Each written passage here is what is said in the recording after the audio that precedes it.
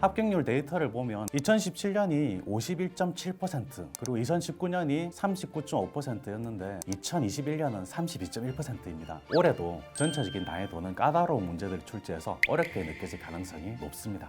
과목별 출제 경향은 어떻게 될까요? 안녕하세요. 에듀윌에서 재경관리사를 강의하고 있는 17년 경력 베테랑 이원주입니다. 교수님 오늘 촬영은 어떤 주제인가요? 지난번에 촬영했던 재경관리사 코멘터리 영상의 반응이 좋더라고요. 그래서 오늘은 여러분들이 좀 더 궁금해할 만한 정보를 다뤄볼까 해요. 바로 재경관리사 최신 출제 경향 분석과 공부 전략입니다.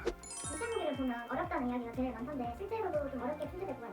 매 차마다 과목별로 난이도 차이가 있어서 우선 전체적인 난이도 흐름을 먼저 말씀드릴게요. 합격률 데이터를 보면 알 수 있는데요. 2017년이 51.7% 최고였습니다. 그리고 2019년이 39.5%였는데 2021년은 32.1%입니다. 계속 낮아지고 있는 추세죠. 그럼 2023년의 난이도도 만만치 않겠네요. 23년 첫 시험이었죠. 98회차 시험의 출제 경향까지 분석해 본 결과 올해도 전체적인 난이도는 작년과 비슷한 수준으로 현상 유지하면서 동시에 과목별로는 까다로운 문제들을 출제해서 어렵게 느껴질 가능성이 높습니다. 세부적으로 과목별 출제 경향은 어떻게 될까요? 우선 재무에게는 실수를 유도하는 출제가 간혹 나오지만 기본서를 통해 탄탄하게 공부했다면 피해갈 수 있을 정도의 난이도라서 공부를 얼마나 했는지에 따라 쉽게 느껴질 수도 어렵게 느껴질 수도 있을 문제들로 출제가 되고 있습니다. 두 번째로는 원가 관리회계입니다. 세 과목 중에서 계산 문제가 가장 많아서 공부하시기에 쉽지 않지만 예년과 비교하면 평이한 수준으로 문제가 출제되고 있어요. 계산 문제의 기본 포맷에 우선 적용하신 후에 이론적인 면을 추가로 공부하시면 큰 무리 없이 합격할 수 있을 정도로 출제가 되고 있습니다. 마지막으로 재무에게는 암기할 것이 가장 많은 과목인 만큼 말장난을 많이 치거나 신유형으로 불리는 문제들을 가장 많이 출제하고 있어요. 저희가 검색을 해봤는데 신유형이라는 단어가 2016년부터 사용이 되고 있더라고요. 신유형이란 무엇인지, 많이 출제가 되고 있는지. 재경관리사 시험은 문제 은행식으로 출제되기 때문에 과거 기출문제가 반복해서 다시 출제되는 경향이 있는데 실제로 과거에는 기출문제가 그대로 똑같이 다시 출제되는 경우가 많았습니다. 하지만 요즘은 조금 다릅니다. 요즘은 과거 기출문제들을 조금 다르게 보이도록 출제하는 경우가 있습니다. 예를 들면 같은 내용이라도 문장을 다르게 표현한다든지 표로 제시하던 조건을 문장으로 제시한다든지 해서 수험생 입장에서는 새롭게 보이도록 문제를 변형하는 방식으로 출제되는 경우가 있는데 이것을 신유형이라고 합니다. 이러한 신유형의 문제가 조금씩 증가하는 추세입니다. 신유형의 문제가 출제된다고 해서 특별히 걱정하실 것은 없습니다. 문제의 기본적인 내용이 달라지는 것이 아니므로 기본서를 중심으로 기본기를 탄탄하게 익히신다면 기출문제를 푸는 것과 비슷한 느낌으로 문제를 익숙하게 풀 수 있습니다. 비전공자에게도 도움이 될 만한 공부 꿀팁이 있을까요?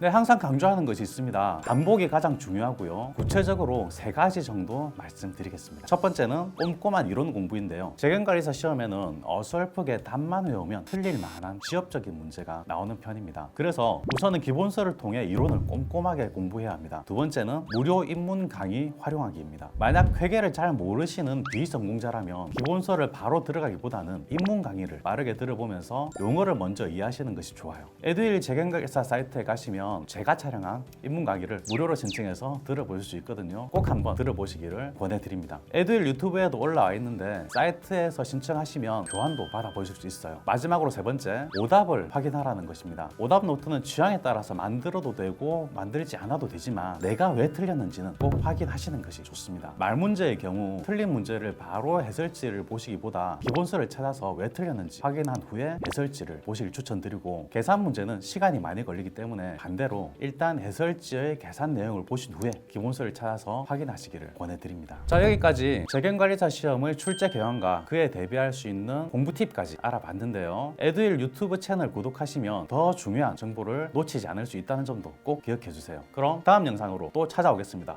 화이팅! 표정이나 이런 안녕하세요. 네 그런 식으로 해주셔도 어색해. 제가 오랜 하나도 안 어려워요. 그래요. 에듀윌 합격 패스.